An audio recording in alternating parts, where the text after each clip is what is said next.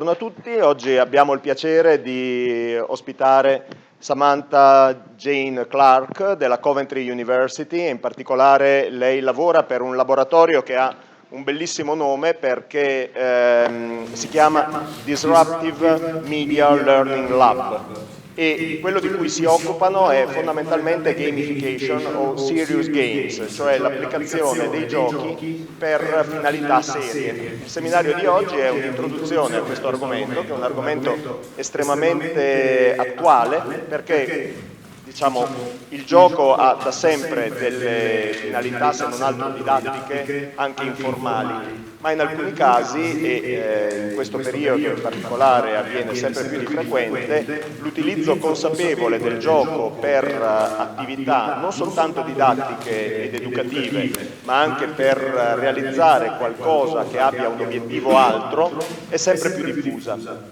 Sono tecniche estremamente efficaci, ma anche tutto sommato difficili da mettere in atto perché fortemente interdisciplinari. Per cui sono molto contento di avere il piacere di averla qua e di sentir parlare di questi argomenti da chi se ne occupa da prima che noi sapessimo che esistessero, per cui è senz'altro illuminante e di ispirazione per le cose che poi in collaborazione con loro, visto che abbiamo una partnership con il loro laboratorio, potremo fare da qui in avanti. Quindi è con grande piacere che le lascio la parola. Il titolo del seminario di oggi è Gamification, Game Design for Serious Purposes, quindi la progettazione di giochi per finalità serie. Ok? Bene. Samantha, please, and welcome and thank you. Thank you. Okay. Okay, hello. So before I start, I apologize in advance for any problems with language barriers. And if, I don't know, Alessandro might have said, if you do have any questions or you don't understand something I've said, just don't be afraid, just let me know. Okay, so yes, I think as Alessandro was probably explaining, so my name is Samantha Clarke, and I'm a researcher and a game-based learning designer from Coventry University, and the department that I'm in is the Disruptive Media Learning Lab. So what is a Disruptive Media Learning Lab? Okay, so it's a bit hard to describe, but basically what we do there is we are a team of staff and students who are all from different backgrounds. So we'll have people from education background, we'll have people from computer science background, games design background, health backgrounds, and we all come together to try and create new and interesting ways of learning and teaching, okay? So we act as a facility for students to come to us and say, right, I've got a new idea. I really want to try this with you, and then we work together to create interesting ways. Because what we're really interested in is moving away from didactic teaching. So me stood up here talking at you for 2 hours is not fun. You get bored, I get bored. I don't know if you've learned anything. Okay, so we're trying to disrupt the way of teaching. So we're trying to turn that on its head. So that's just some of the projects that we've got going on. For me personally, what I'm involved in and why I'm here is the Crowds for Roads project, as you can see up here, the cars, which is an EU-funded project. So that is our research partnership here with this university, and we're looking at doing very interesting things with some of the poor guys who are filming me over there. But one of the other projects that I'm involved in, which top left-hand corner, is called Game Changers. And my background really is I come from a traditional entertainment background, games design background.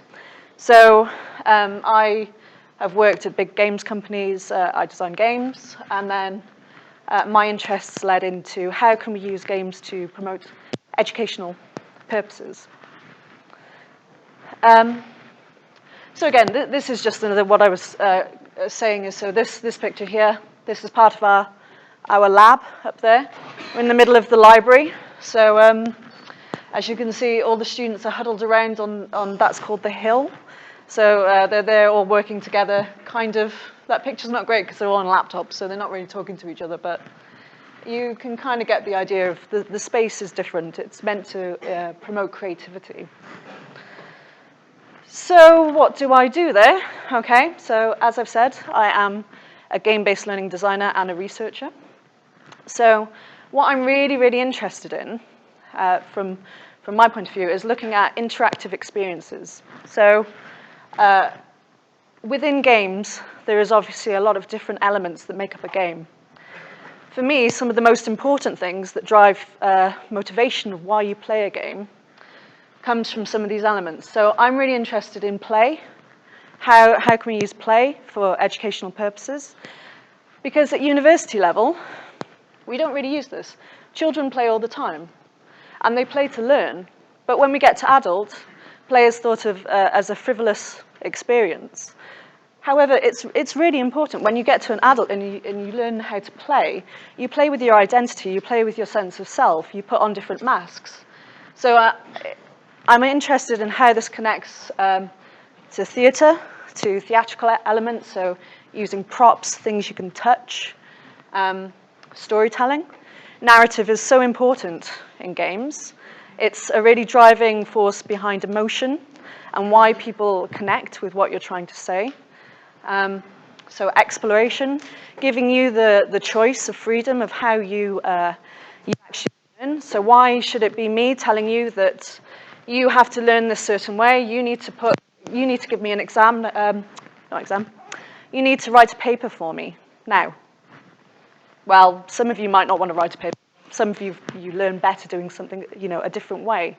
So I'm interested in how we can promote this idea of player choice. Where do you go? How do you get there in your learning journey? And one of my favorite things is the idea of mystery, puzzle solving. These kind of elements of, what makes it interesting in games? It's this whole idea of the mystery, the unpacking. I'll probably quote some British, American TV shows now, so I'm sorry in advance. But did anyone see Lost? Lost? Anyone? Yeah? So what was the driving element? The mystery. What was this about? And actually that picture on the end is from J.J. Abrams, the idea of the mystery box. So people wanted to watch the film, the series, because they weren't sure what was going on. Well, what did this mean? What was the polar bear? What was the hieroglyphs all about? And that's a really motivating thing you can use for education. So again, these are some of the games that I've worked on for a big entertainment companies. So yeah, as you can see, if you're fans of racing games, then you can probably talk to me about that later. And some more educational, so this is a gamified simulation we did for one of our EU projects. Just a thing. And so this is what I'm working on now. And has anyone heard of escape rooms? Yes? Okay. I see some nods. So just to let you all know what it is. An escape room is essentially where you get locked in a room with some of your friends. And it's usually for about 60 minutes. And what happens is that there is a story. And something is going to happen by the end of 60 minutes. You have to try and solve a lot of puzzles and various things to get out of the room, otherwise you lose the game. It's a real-life interactive experience, a lot like live-action role-play, but with more story elements and puzzle elements behind it. So what I am looking at doing at the moment, and what I have been doing, is creating these for educational experiences. And hopefully it works.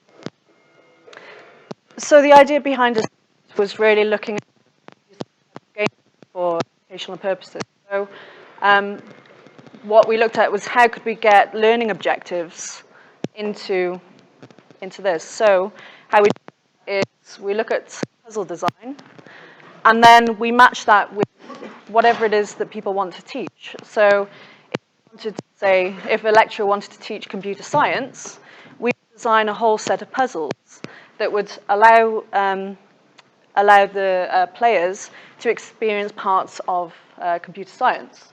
So it was all about, right, how can we make a really interactive experience for players? And it's this kind of thing we do at the Disruptive Media Learning Lab, what I do. So I'm just going to get a little bit of a feel for you guys now, since I've talked too much about myself. So can anyone tell me what is the definition of a game? Entertainment? Yeah? Okay. Anyone else? Any ideas? Interactive experience. Okay, yep. One more? Anyone? Challenge. Okay, great. Yeah. Okay, fantastic. So a game definition has been contested hotly, and as academics, we love to contest definitions of things. But this is probably one of my favorites, and it will probably resonate with you guys because you are computer scientists. So a game is a system in which players engage in an artificial conflict defined by rules. That results in a quantifiable outcome. So this is from the book Rules of Play, Eric Zimmerman and Katie Salen, quite famous in game-based learning and design. Now, I have a little bit of a problem with the artificial conflict area, because I think that sandbox games, which rely a little bit more on creativity and things like Minecraft, there is conflict in Minecraft, but the focus is more on what you build. So, but it's a pretty good definition. But really what I'm interested in, the defined by rules, that results in a quantifiable outcome. And what is that outcome that we talk about? Well, for me, and this is just my personal thing, the outcome should be fun. Why is it that you play that game in the first place? Okay, so you guys are going to hate me again. So who plays games here? Just put your hands up if you've played a game. Any game. It could be a board game, mobile phone game, console game, escape room, you name it, anything. Okay. Now, I want you guys to stand up for me. Just stand up.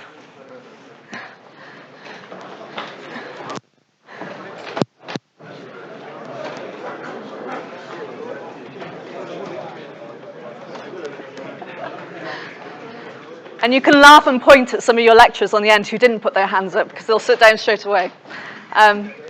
Okay, if you haven't played a game in the last year, so if you've not played any games in the last year, sit down. Okay? When I say game mind, I just want to be very clear. It can be a board game, a mobile phone game, a console game, any type of game that you know to exist, card game, gambling, whatever. Okay? Okay. Right. Now, if you haven't played a game in the last 6 months, sit down. Interesting.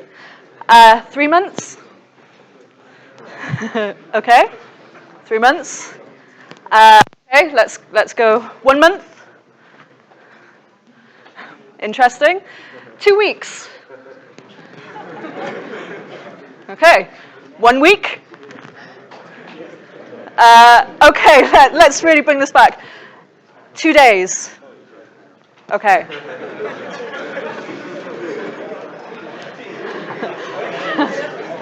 Two days. Okay, so that's some of you. Last night.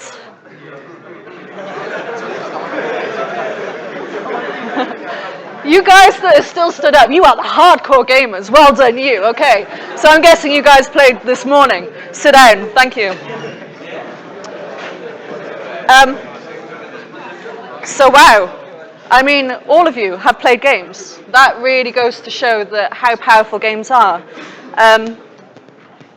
That's amazing, and most of you have played games really recently. I mean, super recently. 2 days was what, when, about half of you sat down.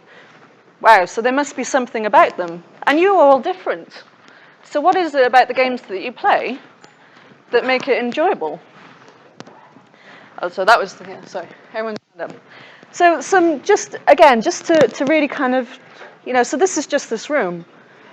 But how many people play video games globally, do you think? I mean, what is the amount of people that play games? Anyone want to hazard a guess? No? It's big, I'll give you that. It's really big. How big? 1.20 billion people play games across the world. That is a lot of people. I think 12 million of them were World of Warcraft players. That was including me as well. And what is the market value of the games industry at the moment? Again, based on that number, hazard a guess? Again, big. We're talking billions. $99.3 billion a year. A year. So games are really, really big. But why? Why are they so big? Why is it that we play games like Goat Simulator and various other driving truck simulator? And what is it about these things that really motivate us as gamers to play? So I'm going to pick on a couple of you. I'm sorry. So tell me, what was the last game that you played? Crazy Street? Crisis 3. Oh, Crisis 3. Yes. Okay, fantastic. Good game. So anyone else? I don't really want to just keep picking on you guys in the front row, but you'll do actually. What was? Nuclear Tron? Nuclear Tron. I've not heard of that one, so I can't say that. Okay, Nuclear Tron. Is it a mobile game? Is it a console? Console. PC. Okay, so PC gamer, console or PC game. Anyone else? Who else plays games? Come on, let's see. What game did you play last? Last game,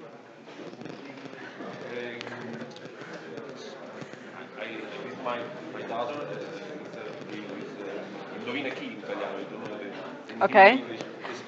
Is it a board game? Is it? So over here we have a board game. And I bet if I went around all of you, you would all play vastly different games for vastly different reasons. And this is what someone defined, John Radoff defined as motivators of why people play games. So he defined 16 main motivators about why people play games. Unfortunately, it's not very good here, but I'm sure the slides will be available. But on the left side here is the motivator. So you have things like people are motivated by power, independence, eating, that's a bit random, social contact, things like that. And then on the right-hand side, the outcome. So if we take, for example, power, the outcome would be I have influence over something, someone within the game, in a game's context. So again, status as a motivator equals social standing. So how other people see you within a relationship. This is usually linked to things like leveling systems. World of Warcraft is an example. Anything where you are perceived to be of higher level than someone else, there's always that. Okay, so we know that there are different motivators. We all know that we play vastly different games. And what John Radoff did was he connected these motivators to elements of what he called fun. Why do we think these things are fun? Okay, so just a couple, because I'm not listing 42. If you're interested, you can go read it. But one is people like to recognize patterns within games. So in Mario, has everyone played Mario? Yeah, it's pretty. You got your Mario, and you run, and you jump, and there may be an enemy here, and then there's the castle, and the flag at the end. And that's a pattern. That's the whole pattern of Mario. And this is actually broken down into more patterns. So just the running and the jumping, that can be thought of as a little pattern on its own. So it's actually different difficulties in terms of lengths you jump and things like that. But that's what he's talking about when he's saying recognize patterns within games and conquering them. Collecting, anything like that. Again, items, equipment, people like to collect. So a good one, come on, go. Yes, there we go. I don't think I need to explain that very much. Finding unexpected treasure. So things like Easter within games, which is a design term for saying hidden something in there, now go find it. So people really like this thing of, ooh, I got something for nothing. Achieving a sense of completion. I bet there are loads of you in this room who won't play games on easy mode because it's not a challenge. You want to play it probably on hard mode because it's a bragging right to your friends. I know people like this. And that becomes your driving motivator of the game. And gaining recognition for achievement. So again, that social idea of, here you go, I'm sharing this out with my friends. Look at how great I am. Look at how much work I've done for this. Fantastic. Okay, so great. What we're talking about is motivators plus the details within the motivators equals this idea of player fun. Okay, so this is basic game design psychology, and this is sort of, if you're ever interested in doing games design, you have to understand the psychology before you can start the design process, because really into how your players interact with your game is really what makes your game. And moving on slightly from that is this idea of people are defined into player types. Now, this is the player type metrics from Bartle, and he defined 4 main types of game players. And you probably recognize yourselves within this little 4 square here, people who like to play Call of Duty and maybe Crisis and things like that might find themselves more focused on this killer aspect of, actually, I just want to shoot things. Just let me shoot things. People who play things like Facebook games and various other online games like World of Warcraft are, could be termed as socialites because they want to talk to people. That's the fun that they gain. Explorers, so what you find with people like this, so I'm going to use World of Warcraft for a lot of things because it covers a lot. So they introduced a system where you could actually discover new areas of the map, and if you did, you would get achievements and things like that. So again, this links to certain things. And achievers. So yes, when you see your Xbox achievements and you get that sense of completion, I've got that really, really hard, rare achievement. That is you up there. Sad, isn't it, that you can be defined into such a small couple of boxes. Now, personally, I think that this is a bit, that we are all, at one point or another, one of these. People play games for different reasons, and we shift when we play them. So, Marczewski's, Andreas, defined this Bartle player type even further because of this idea that actually, there's more types. We play games for other reasons than that. And defined it even further to say that actually, as the player, if we take the achiever from the last one, we are driven by various other things that motivate us. So it could be that we want to master the game. It could be that we want to reward ourselves through that mastery. So that's really defining player types, and I promise it will all make sense when I talk about the psychology behind normal games design and how we get to game-based learning. So this is another aspect of games design in terms of, it's called positive psychology or the flow theory. So, and what this means is that difficulty versus player ability. Now, if the difficulty of the game at the beginning of the game is too high, then the player will feel anxious. If the player ability is high, but the challenge is low at this point through the game, the player will get bored. It's a very fine line to walk, and this is what they call flow. So this is the line which you always want your players to be in. And this psychology is also known in game design as the learning curve. So you start off with very easy tasks, and then you move up to greater difficulty. Now, okay. Has anyone heard of the psychologist B.F. Skinner? The famous rat experiment? So when I talk about this, I'm going to talk a bit about reward systems. So what happens when we get rewarded in games? But this comes from, so I believe it was 1940s, 30s, that a psychologist named B.F. Skinner, okay, was really interested in it's called behaviorist theory. And what that means is that he believed that by reinforcing behaviors, he could train you to do something which was not within your usual skill set. So, has anyone seen the Big Bang Theory? Yes? Does anyone remember the episode where Sheldon is trying to reinforce behavior in Penny by using chocolate? Yes?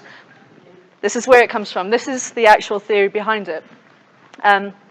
So I'm just going to show you a video about what happens when they place a rat in the box.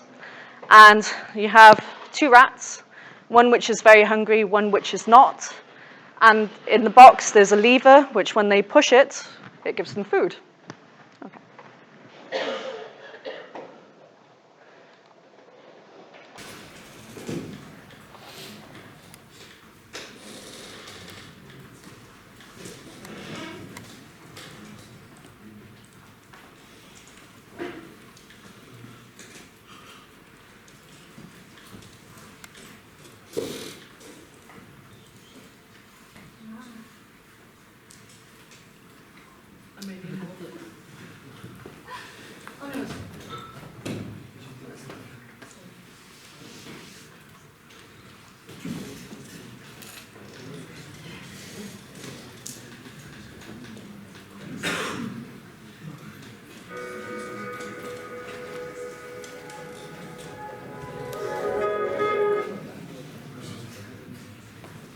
Show you all of it, just the basic premise of what happens.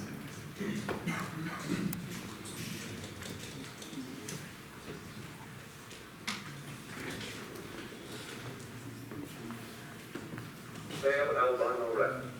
What do you think is the reason for the difference in their behavior? The animal on the left is hungry. The one on the right, with the food in his cage, is satiated.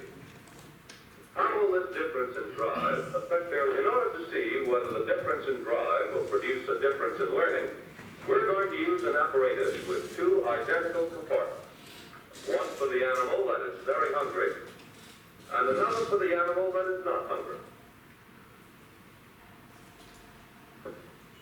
At the outside end of each compartment is a food delivery apparatus. This consists of a stirrup-shaped bar placed above a food dish. Pressing the bar delivers a small pellet of food into the dish immediately below.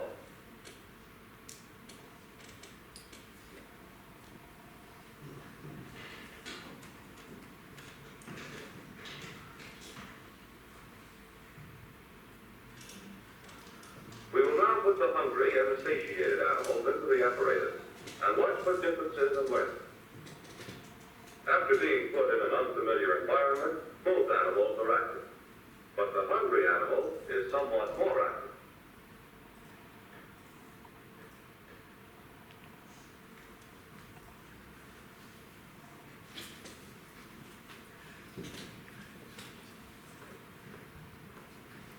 The hungry animal remains active, but as the satiated one becomes adapted to the new environment, he settles down and becomes inactive.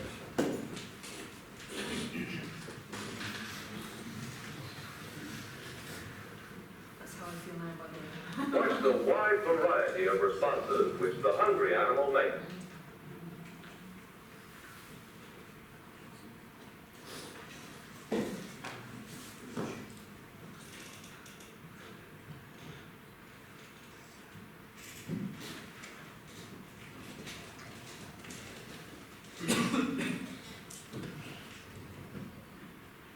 Since each of these responses occurs without reward, it is soon displaced by a new response.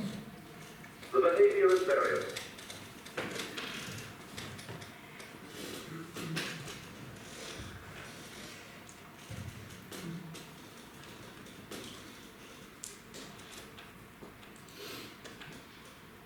What responses do you think the other rat is making? The satiated rat is inactive. But even if he had hit the bar and got a pellet, food would not be a reward without the drive of hunger. The hungry rat is active. He stands up near the bar, but just misses it. The correct response of pressing the bar cannot be rewarded and learned until it occurs.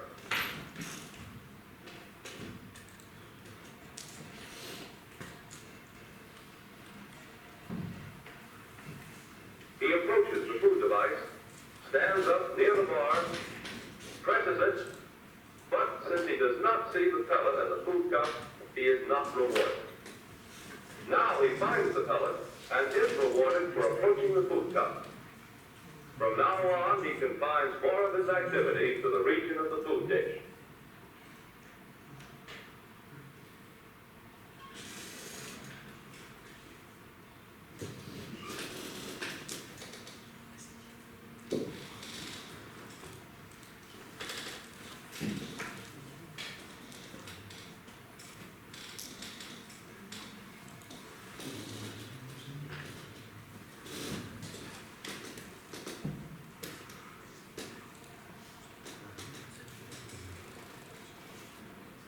At last, he hits the bar and gets an immediate reward.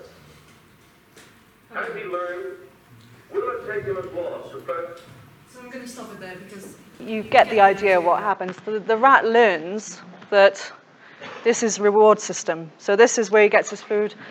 And what happens throughout is that he continues to use the lever, push the lever, gain food. And this is something that you see all the time in games. You are conditioned with reward systems to do something in a certain way. So if we take Mario, for example, and this pattern here, you're driving, so the rat's driving force is the hunger, but your driving force may be you want to master this level, or whatever it may be. So you come and you learn to jump, but maybe this time you start your jump from here and you fail. Okay, didn't get it, fine. And so you come and you jump and your reward is that you've landed on this side. And it gives you a sense, like the rat will have had that same sense of this is good, this is my reward, I've achieved this. And it's exactly the same psychology behind how games work. So really, what you're looking at here is a mixture of behaviorist psychology for ensuring that people play games. So when you design your games, you want to give people these opportunities to feel good, to reward them about what they've done in the game. And there are various ways of doing this. Yes.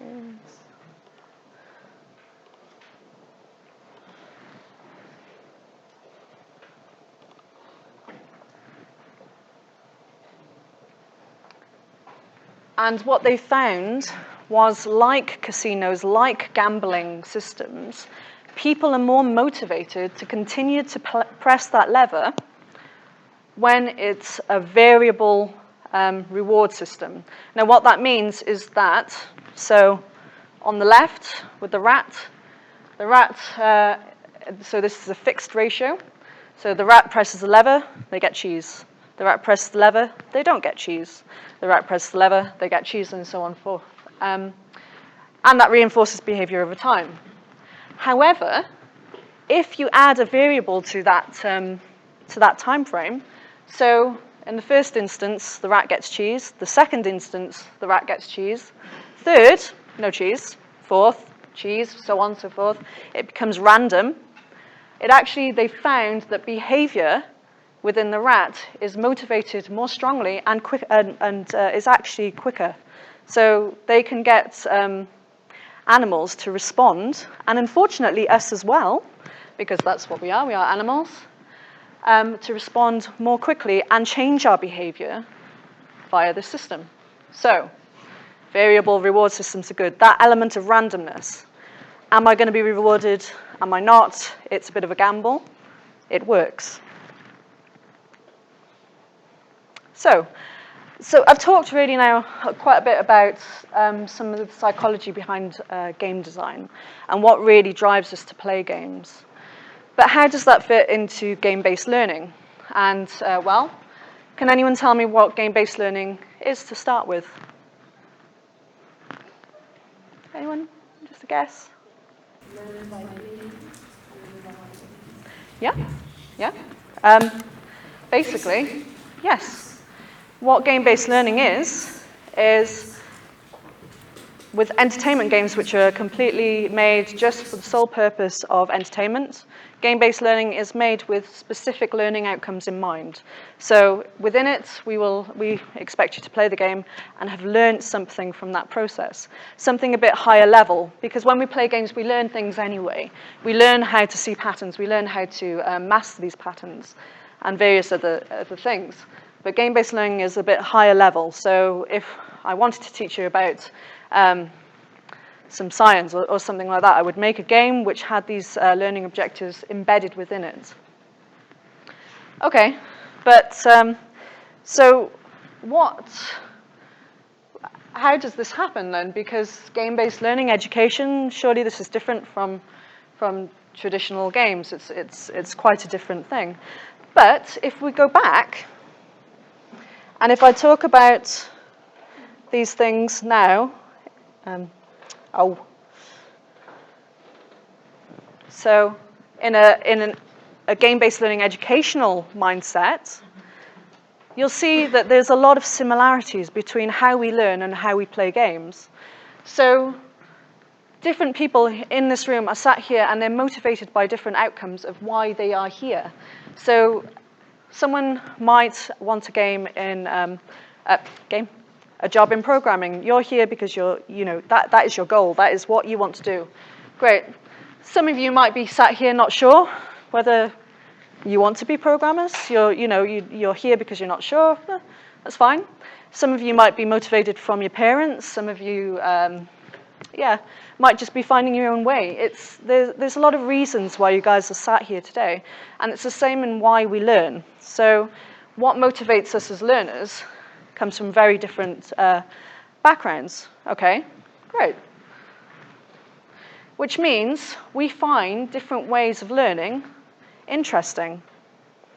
So for me, I cannot learn by reading a book. Can't do it, don't like it, it frustrates me. I learn by doing. I need to make things in order to learn about the process. So that's called kinesthetic learning. Others here will be great at reading books, and that's how you will primarily learn. And there are other ways that you will be, so they're called types of learners. So what it really is matching up your motivations by how you learn. And again, it comes back to this idea of you all don't learn in the same way at all. There's no way that you do, because everyone is different and everyone will be drawn to different things. And even within that in itself, you will be focused on different elements within computer science. So some of you may want to go and be ethical hackers. Some of you may want to be designers, game programmers. Some of you may want to develop software systems. Who knows what you want to do? But we're all different. And it's the same thing for education as it is with games. So what we try and do is look at how we can use the theory behind game design, the idea that everyone is different within a game, to create this. So flow theory, we talked about it in a game design way, but you see this in learning as well. So if you are here, and you're starting off in the world of computer science, and all of a sudden, poor Alessandro gives you a challenge which is probably for sort of master's level, you're going to feel really anxious about doing that challenge. It's not going to work. You're going to feel like you can't do it. Okay. And it's the same over this side. So if Alessandro sets you a challenge and your skill is far beyond what this is, so maybe this is something that you learnt maybe 2 years ago. Why are you doing this? Well, I'm bored now. And what you really want to find is that same level of flow through your learning experience as you would through a game. So we have a learning curve for education. And you can start to see that this marries up really well with game design. So we can create a game that starts off in this area of flow. So we start a very, very small, very gentle ease in, and then we gradually increase the level of difficulty, which goes alongside your learning. And again, so it's the mastery versus time. So actually, one of the things around this is that you, with a game, can pick your own level of learning. So if you feel confident on moving forward through that flow, you can. You can move on to the next level. You've mastered that previous level. Now you can go on to the next. Whereas maybe some more traditional learning outcomes, ways of teaching, should I say. If I'm stood here and talking at you, unfortunately like I am now, for 2 hours, you may not have learnt anything by the end of it.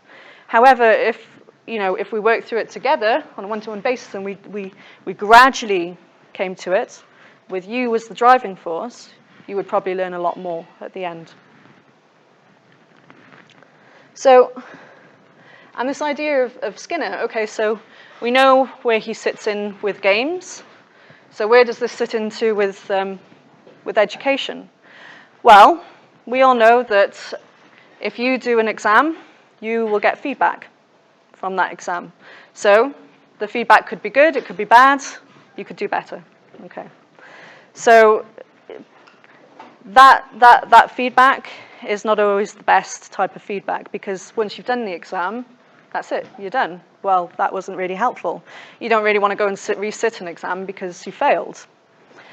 Whereas with Skinner and this idea of feedback over time, if I'm giving you constant feedback through your work and what you're actually handing in to me, it means that you can adapt your behavior, your learning style and how you learn to fit with your end goals. So learning and feedback over time, you'll master something at the end of it. And it means that you feel better, because if at the early stage I say, right, no, sorry, but maybe you need to look at this rather than that. You can change the way that you're learning, you can adapt, and then you'll feel good at the end of it once you've mastered that, and so on and so forth.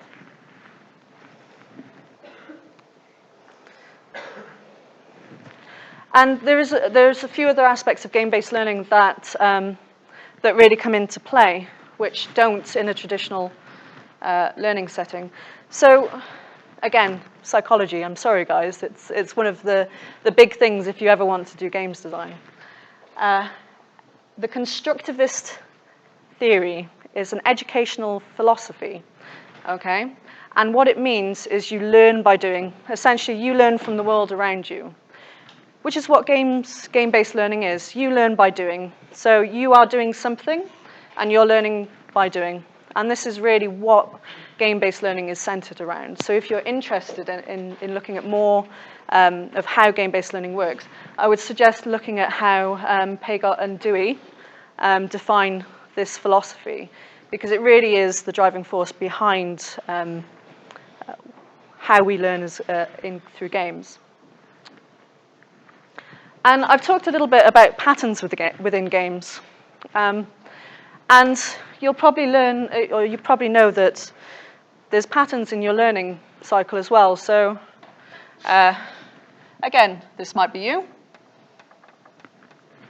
Not very good, I'm sorry. And you want to get to this flag over here.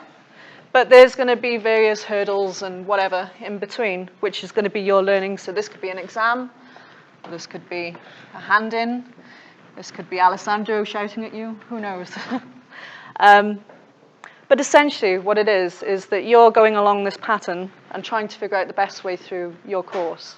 That's really what it is, which is exactly like a game. You're just trying to find the easiest, quickest route through your learning experience.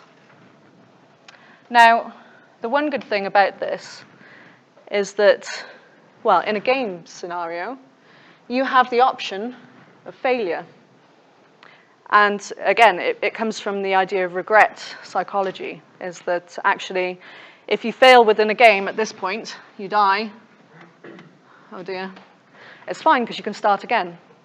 But in your head, you're saying, oh, if I had only just done that a few seconds earlier, if I jumped a few seconds later, I would have made this jump.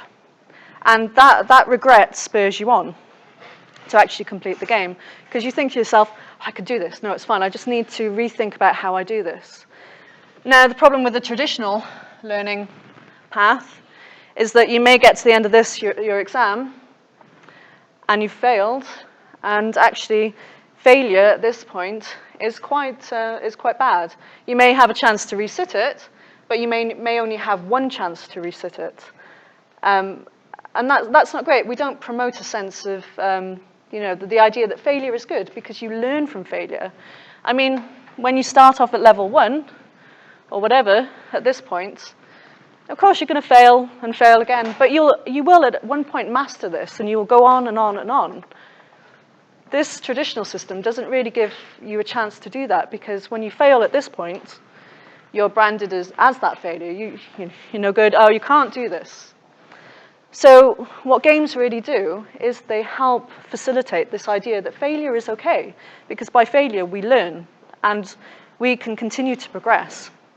And this is one of the best things about game-based learning, is that we can fail, and it's absolutely fine. And you can try it again and again and again until you get it right. It's fine. Okay, so what is gamification? Now, I have a love-hate relationship with gamification, so I apologize. It's up there, but does anyone want to hazard a guess what gamification is?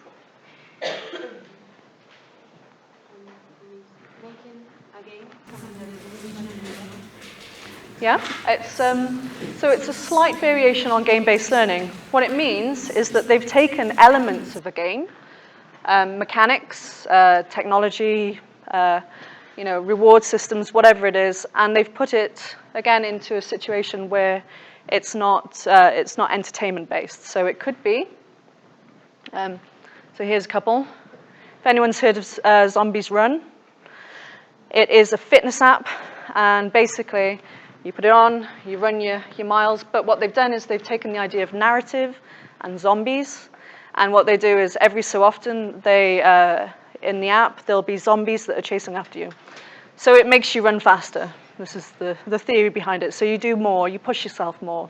So what they've done is they've taken the idea of the gaming and the very popular thing of zombies, and they've turned that into a gamification app. It's to help you improve your fitness.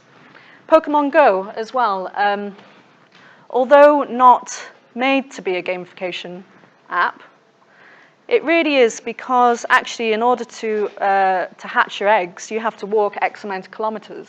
So actually within that little section itself, it's getting you to walk. And you can't cheat. You can't just get in the car and off you go. They're very clever at why they've done it.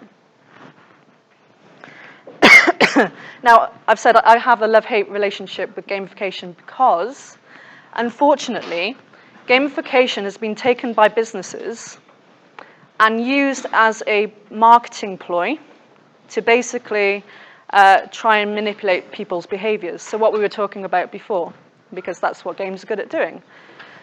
But what they've done is they've concentrated on doing things like adding leaderboards, points, achievements, and they've not really thought about the game elements behind it. They've not thought about the psychology of why those things matter. They just tag it on and they say, right, there's some points. People love points, right? It works in games. Well, it only works in games if you understand the social science behind it. So there's a big problem with gamification at the moment. Luckily, it is developing to a point where more people are stepping in and saying, look, that you can't just take random elements of a game and chuck them on something and expect it to work. It doesn't quite work like that. Like I said, you need to understand the psychology for it to be able to work. And I'm going to show you a video, and it's about 20 minutes long. It's actually a really interesting video that really spurred. It changed the way I thought of things, and it's from Jesse Schell. He creates games for various purposes. He used to work at Disney, so he knows about these what makes things fun. But what's really interesting in his talk is he first talks about the psychology about why we do things, and he talks about Facebook, because this is 2010 and no one saw this coming. And I want you to keep in mind that what's next for 2016 onwards. So he talks about no one saw the rise of Facebook games because it hadn't been done. No one understood that the psychology was there, that people actually, there was another market outside of console games. He talks about some kids' games and some child toys, and what they did was they thought about, right, how can I take the psychology of a child, because children believe that their toys are alive, and how can we turn that into a game? And he'll talk about that. But then what he gets on to talking about is this idea of gamification. He predicts how gamification is going to be in the next 5 years, which we know it's been and gone. And it's a very interesting thing. So,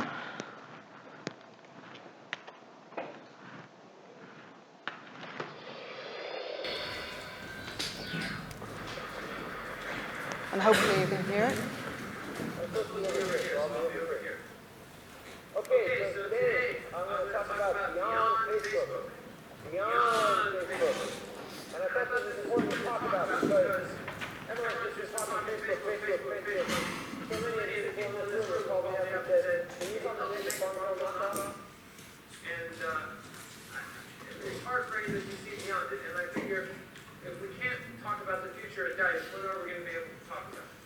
So, why have I been thinking about the future? So I do a number of things, in case you don't know me. I run a studio, show games. We have about 60 people. We do a lot of unusual projects, from interactive theme park rides to MMOs for kids to interactive toys, lots of different types of things, and we're always trying to think of what's next. I teach at the Clarke University at the Entertainment Technology Center, and we're trying to prepare the students for the future, so we're always kind of thinking about it there. I used to be a Disney Imagineer, and when I was there, I was always thinking about that. There's a lot of things for Disney, and I wrote a book that's supposed to help prepare people for the future. Okay, so all this thinking about the future, there's one thing I've been thinking about a lot this past year, and that's Facebook. And I will start with not a prediction, but an observation. That Facebook kind of knocked us on our collective ass this year. I don't think a lot of us saw it coming and saw the success of Facebook games as something that we would take seriously. And it sort of threw a lot of people into a panic. And I know some people in this room are experts, absolute experts, world-class, the very best experts on Facebook games. Other people I know know almost nothing about it. So I just want to kind of talk a little bit about the present before we get into talking about ideas about the future. So if Facebook is something you don't know a lot about, I'm going to give you a little Facebook map, because it's understanding the Facebook map that you can understand what's going on with Facebook. So here's like a useful Facebook equation. FB is greater than T, and what I mean by that is there are more Farmville players than there are Twitter accounts. Okay?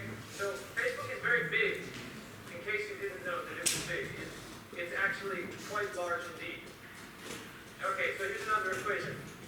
LG, standing for lead generation, you might say, what the heck is lead generation? We'll get to that in a minute. Is greater than DT, direct payments. So what does that mean? So if you haven't played these Facebook games, one of the things that may surprise you is you play them for free, but if you want to get money, you can earn it slowly, or you can pay cash money. That's a direct payment in order to get more virtual money. Or you can go and sign up for credit cards and stuff and get all kinds of virtual money. And one thing a lot of people don't realize, and it's sort of disputed and debated and kept secret, it's very possible that lead generation, just sign up for a credit card and we'll give you virtual money, actually generates more money than direct payments. And direct payments are weird enough because they're microtransactions, and that's even stranger. So Facebook is strange. It is not like what we know from the retail model at all. It is upside down and backwards and different and just very, very strange that way. And, now I'm going to make a side note. I'm going to address it to someone personally, which is a little strange to do. So Brian Reynolds, I'm just going to say this. Hey, Brian.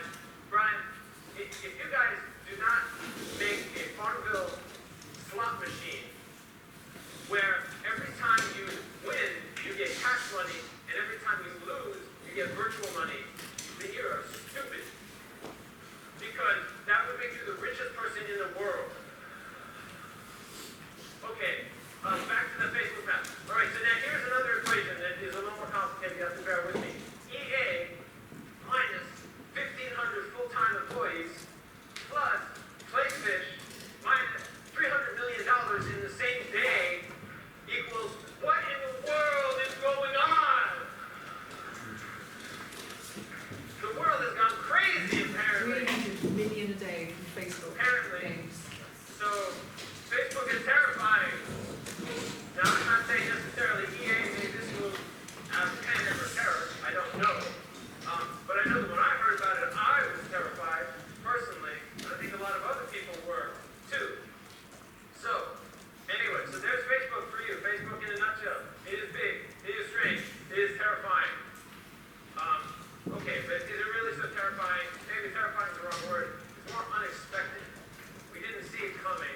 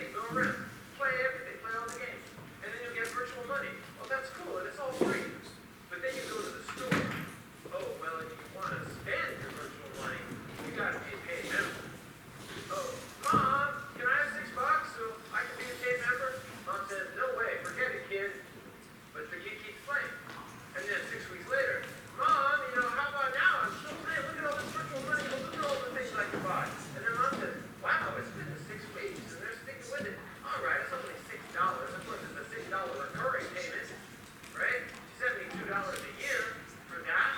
So we call this the elastic velvet rope. So a velvet rope plus elasticity equals $350 million. That's some more math for you. Okay, webkits. A little more math. So we all know about stuffed animals. We've seen those forever. We all know about that. But did you know that every stuffed animal contains a magical imaginary? Okay?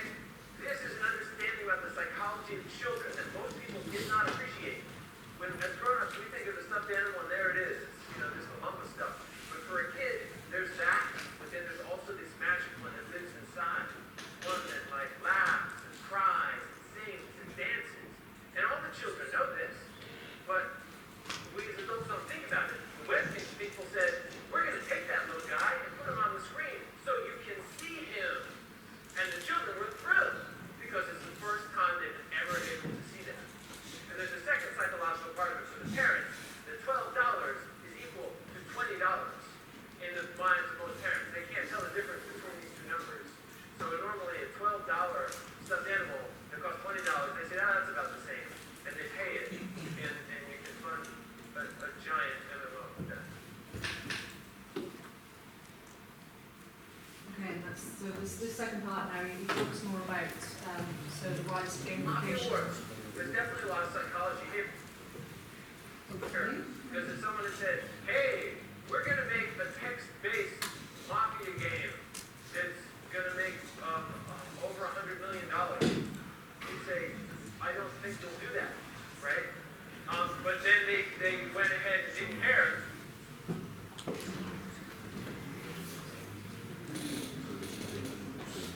They did it anyway, right? And so what's the psychology here? Well, it's like,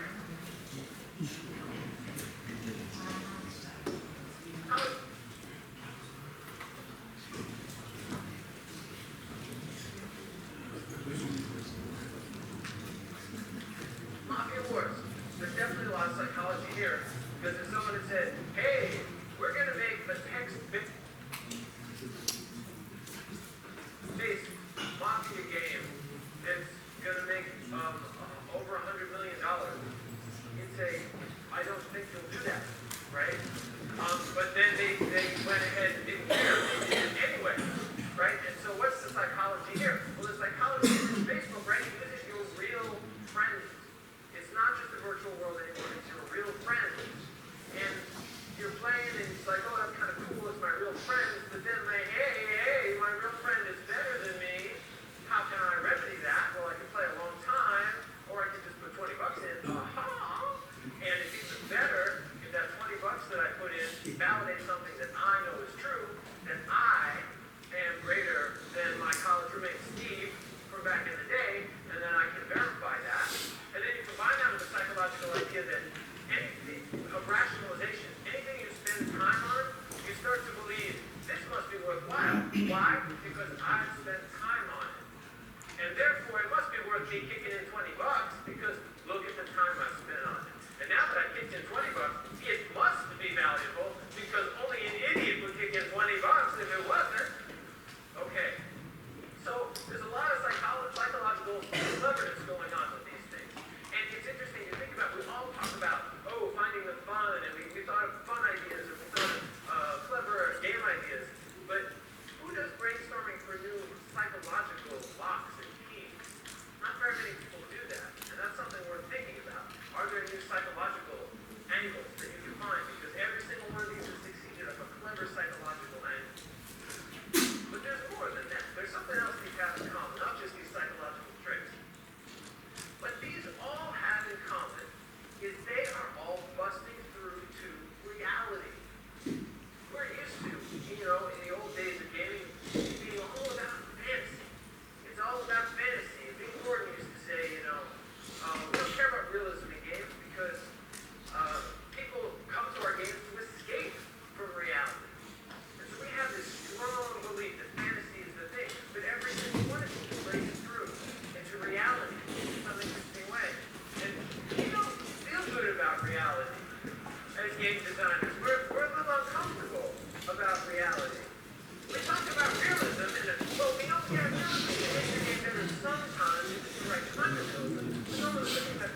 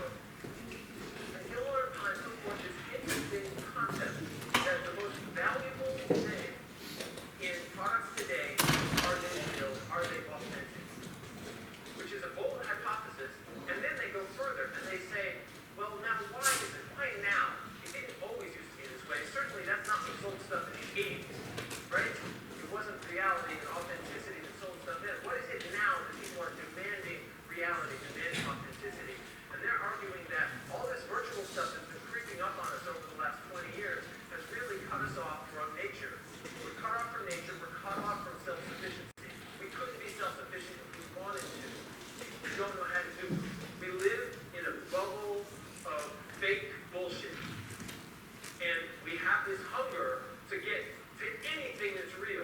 Even if the best we can do is a Starbucks mocha with real Swiss chocolate. We'll take it. Oh, it's real. Look how real that seems to me, relatively to what I'm used to. And so there's this idea that maybe there's this hunger for reality. And you might believe that, you might not, but once I read this authenticity book, I started seeing it everywhere. Everywhere I look, every ad is about, about their product being the real one. And I, go to see the movie Avatar. And you might say, oh, Avatar, well, that was, special effects, and it was really a lot of fluff. But it's a movie that's made the most money of all movies of all time, and it's got a good shot at Best Picture. And what's this movie about? This movie is about the question of, we know technology cuts us off from the real world. And the movie is the question of, can we then use that technology in order to penetrate back into reality and back into something genuine? So maybe this movie is not just fluff, and maybe it really is resonating with something important for people. Anyway, so back to these things. Now, you might say, well, now wait a minute. I'm not sure I'm buying all that authenticity stuff. It may very well be that technology is actually going to fix this through unification, because we all know technology is converged. There's a bunch of crazy things going on, but convergence is happening. Facebook is coming to the Xbox. Pretty soon, set-top boxes and game consoles are going to merge. There's going to be one happy box. Just like we used to have it in the old days. Remember when there was one happy box and we made games for it, and that's how it was. And because technological convergence will take us there, and all this stuff right now is just a temporary blip. We're going to have technological convergence. And I'm here to tell you that technological convergence is total bullshit. It is not how the world works. Technologies do the opposite. Technologies diverge. They do not converge. They diverge like species in the Galapagos Islands. They branch out and branch out and branch out. Your VCR wasn't able to record radio programs, and your TiVo can't record stuff off the internet. Someone, I just got a flip video thing, and I'm like, how do I take pictures? They're like, no, video won't take. I'm like, oh, okay. Because that's what technologies do. They diverge, they diverge, they diverge. So we're going to have all this divergence. More and more technology is diverging. And you might say, no, wait a minute. That's not true. I have an iPhone. And it's convergence all over the place. It's a phone, it's a camera, it's got a zillion little apps, it's a game thing. And I'll say, okay, you got me. You got me, but only because of the pocket exception. Pockets turn the law of divergence inside out.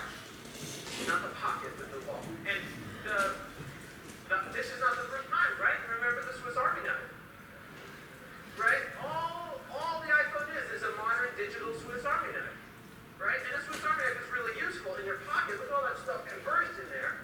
But if I got one for your kitchen, you think that's the stupidest thing ever, because it doesn't fit in your pocket. And this is why everyone hates the iPad.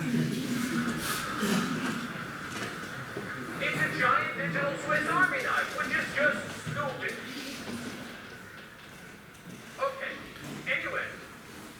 So, beyond technology, there's all these other ways that games are creeping into places we didn't think about. Fantasy football's been around forever. It used to be a nerdly game for nerdly nerds. Now, everyone plays it. Your grandmother probably plays fantasy football.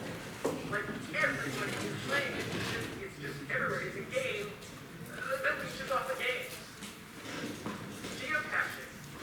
Because it's cooler to go for a walk in the woods when there's a treasure chest at the end. The Simpsons have their 20th anniversary. Fox says, what are you doing after us? In the shows we have this week, we're going to hide a Simpsons reference in every show. Watch all the shows, find the references. So now you really start to talk about gamification and it's creeping into real life Start situations. to figure out, what are people able to figure out from crowdsourcing? So they made a game. They took these red balloons all over the country and said, let's see who can find them first. And everybody raced to find the red balloons and did surface research for them. Weight Watchers, they have this whole point system, which is very much like a game. And if anybody has the new Ford hypercar, okay, I got it. It's got a speedometer and then it's got a gas gauge. But what are those leads?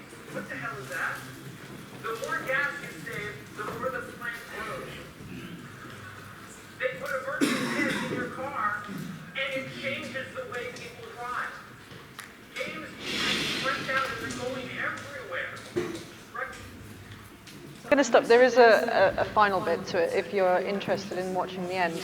But I'll stop it there. But what he really goes on to say is that this idea of it creeping out into real life. So I don't know if you have the same thing over here, but in some of the big supermarkets back in Britain, so we've got Tesco's and, you know, Asda's and things like that. We have, they have all reward systems, so you buy your shopping and you get points on your card, and then you can exchange those points for various real-world rewards. Money off, usually, things like that. Same if you go fill up for petrol. Okay, great, points, here you go, great. And you know, it changes the way of how we shop. So I know, unfortunately, I've now been conditioned, because Tesco are very good at that psychology of consumer buying, to say, right, I'm going to go and do my shopping at Tesco, because I know that if I spend X amount of money there, I'm going to be able to get those points and get some days off so money off for days out. You know, they offer it for theme parks and things like this. Fantastic, I want to do that. So I will go to Tesco to do my shopping, because I know that that's, I get the most out of that. That's gamification at its true sense. And when he goes on, it's actually very funny, because he predicts how gamification will work with this idea of the points. So points will be everywhere. He predicts that when you brush your teeth in the morning, that the toothpaste companies will have created a toothbrush which basically says, right, you've brushed your teeth for X amount of time. Great, 50 points for you, and that goes to a central system so that you can buy new things. And what it does for the company is, you know, if you brush your teeth for X amount of minutes, you're using more toothpaste. Great, increased sales.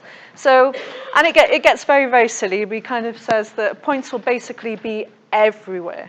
Absolutely everywhere, and you will become basically a machine for consumerism from this idea of gamification. And here, you know, it is satire. He is, you know, he is going over the top. But unfortunately, this is the problem that is now with what we call gamification, is that businesses have taken this idea of, if we just add points to everything, people will be motivated. And it kind of works for things like Tesco's. Okay, yeah, I get the idea of if I get points there, I can have something else at the end. But when it's really used to change, you know, and change your behavior and how you respond to things, we have an ethical. There's ethics to be considered about how we go about designing things. I mean, do we really want to, say, if the cigarette companies decide that you know, we want you to spend more money on cigarettes, we want you to smoke more, we're going to create a system to allow you to do that. Is that ethical? So it's a very fine line.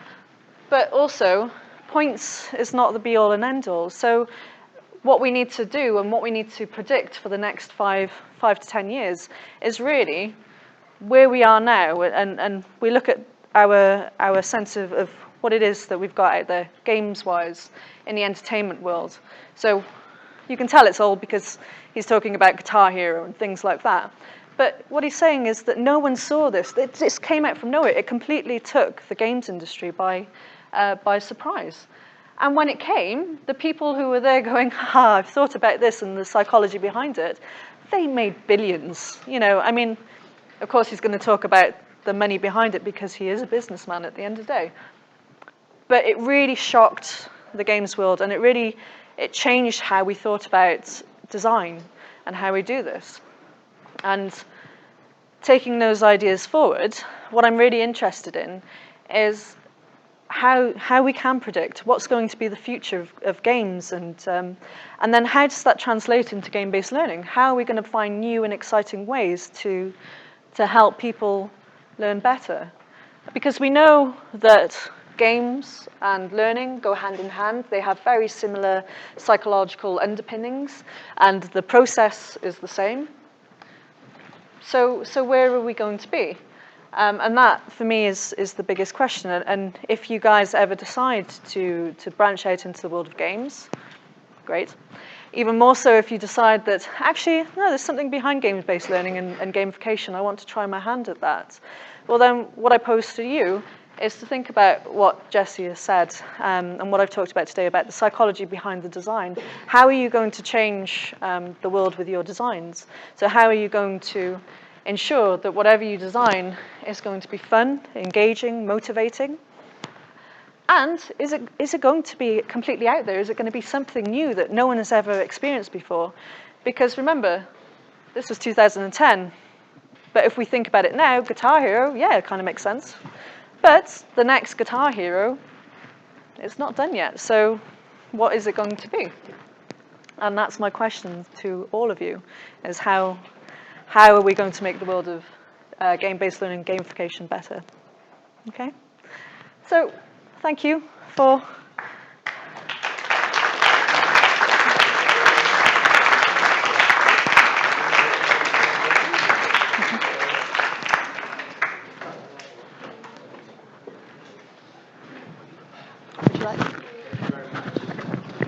Actually, I don't need it because I want just first of all to ask for questions. If there are, you have to answer. Okay. Oh dear.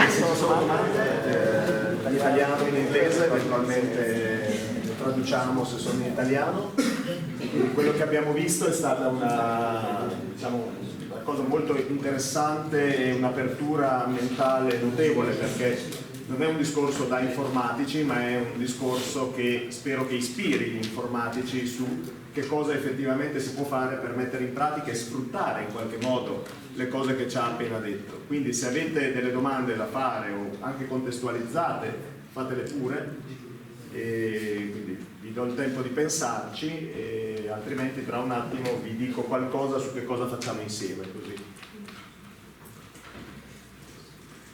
So if there are no questions, I decided that we can say something about what we are already doing together.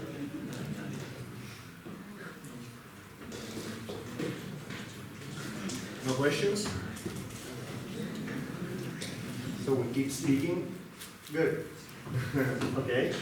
So I think that I can, for 5 to 10 minutes... It's a switch to Italian to tell them what we are doing together with Crowd for Roads and the way in which we are planning to apply gamification to Crowd for Roads. Yep.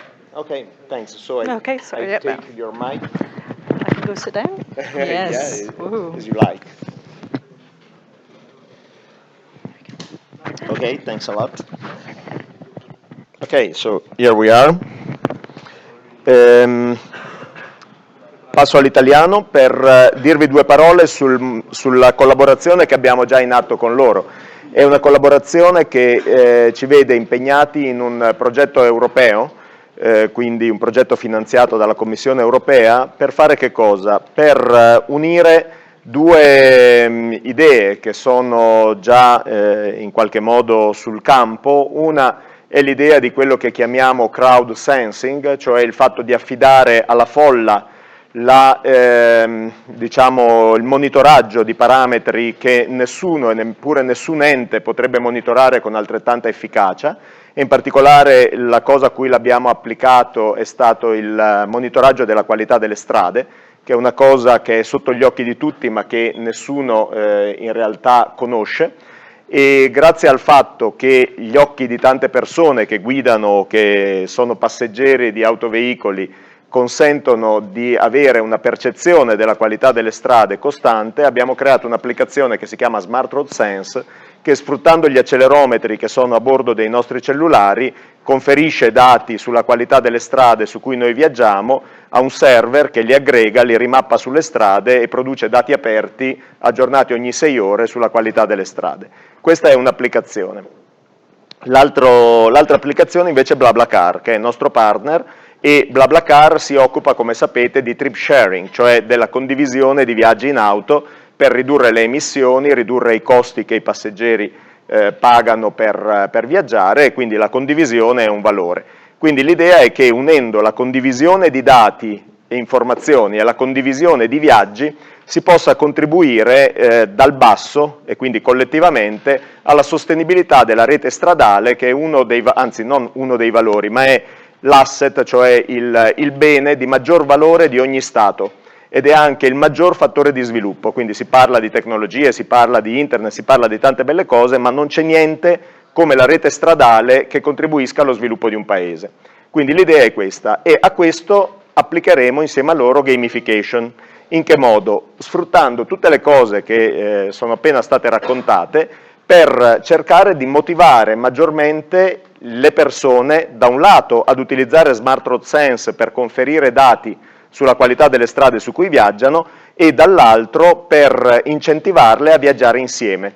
Quindi creeremo delle dinamiche di gioco che da un lato consentano alle persone che fanno un monitoraggio delle strade di vedersi riconosciuto il valore che generano, valore sociale che generano attraverso il monitoraggio, e quindi questo diventerà un gioco di conquista e di scoperta, quindi andare a mappare una nuova strada sarà un gioco di conquista, e quindi le strade verranno conquistate nel momento in cui verranno in realtà semplicemente monitorate. E il monitoraggio avviene automaticamente, quindi basta semplicemente ricordarsi di avviare un'applicazione, non bisogna fare nient'altro, non è che bisogna fare niente di attivo. E questa applicazione può girare in background anche mentre utilizzate il navigatore satellitare o qualunque altra applicazione. L'altra cosa invece che faremo è creare delle dinamiche di gioco all'interno dell'auto in modo tale da rendere il gioco sempre più piacevole se ci sono più passeggeri, e invece non abilitarlo se uno guida da solo, sia perché non può essere distratto, sia perché dobbiamo incentivare a viaggiare insieme. Quindi questo è quello che stiamo facendo con loro e che faremo per 3 anni, perché il progetto europeo ha una durata triennale, e tutto già attivo, quindi Smart Road Sense è un'applicazione che trovate già online sia per Android che per iOS. Questa applicazione per ora è stata abilitata soltanto in Italia e solo da qualche giorno in Romania, che è un altro dei nostri paesi partner, dopodiché verrà entro un mese più o meno abilitata in Inghilterra, poi nel resto d'Europa, poi nel resto del mondo, però ecco, si tratta ancora di continuare ad usarla. Per ora non ha nessuna gamification applicata sopra, e tutta la parte di gamification la stiamo sviluppando adesso, e se vorrete avrete modo sia di fare, diciamo, di svolgere il ruolo di beta tester e quindi di provarla per primi, ma anche, perché no, di darci idee e di contribuire allo sviluppo. Quindi questo è il motivo della collaborazione, che tra l'altro ha già visto un nostro studente trascorrere a Coventry diversi mesi nel corso dell'estate, che adesso vedrà Saverio trascorrere altri mesi a Coventry proprio per rendere più proficua questa collaborazione, e quindi chissà che non sia un'opportunità anche per qualcun altro di voi.